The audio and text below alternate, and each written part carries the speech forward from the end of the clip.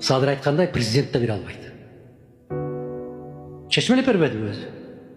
Менин сөзүмдү кайталабадыбы кийин. Мадумаров чегараны берип койгондой ким? Мадумаров өзүнө таандык үйдү да сата албайт.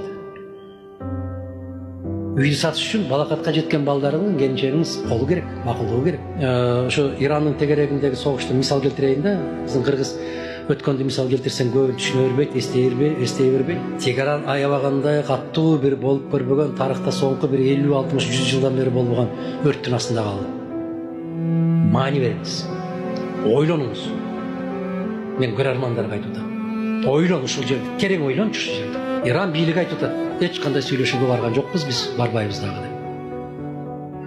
Көчөгө 10 миңдеген, 100 миңдеген кишилер чыгып, эч качан сүйлөшүүгө барбагыла деп бийликтен талап коюп атат. Канча киши өлсөк өлдүк, сүйлөшүүгө барбагыла деп атат. Улуу тарыхы бар, улуу империя эли. Эч кандай сүйлөшүүгө барбагыла. Акыркы адамыбыз калганга чейин барбагыла сүйлөшүүгө. Шөгөлөбөглө деп атат. А биздин кыргыздын философиясы кандай? Азыркы кокуу эмне болсо ошо болсун, тынчтык эле болсо болду. Бизде эмне болсо макул, сураганын бер. Тынчтык болсун. Эгерде сенин кошунан коюп аткан дооматтын баарына макул болсоң, чегара 2 секундда чечилет. Ал үчүн акылдын кереги жок. Академик Акаевдин, же Бакиевдин, же Атамбаевдин акыл иштебегенден чечилбей келип аткан жери жок. Тирешип тургандан чечилбей келет. Макулдашпай койгондон чечилбей келет. Эркелериң болбосо эмшең дегенден не пайда дейт. Таянаарың болбосо таамай сөздөн не пайда дейт. Эрди эр кылып тарбиялап, көтөрүп, көкөлөтүп чыккан эл болот.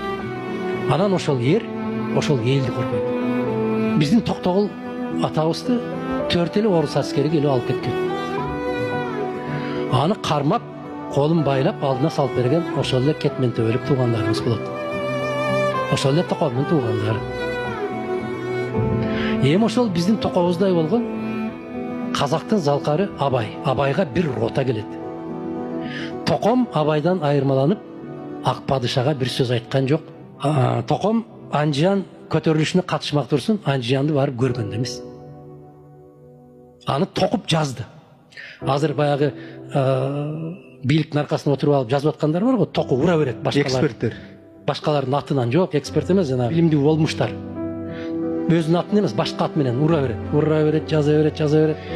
Ошол Абайга бир рота аскер келгенде генерал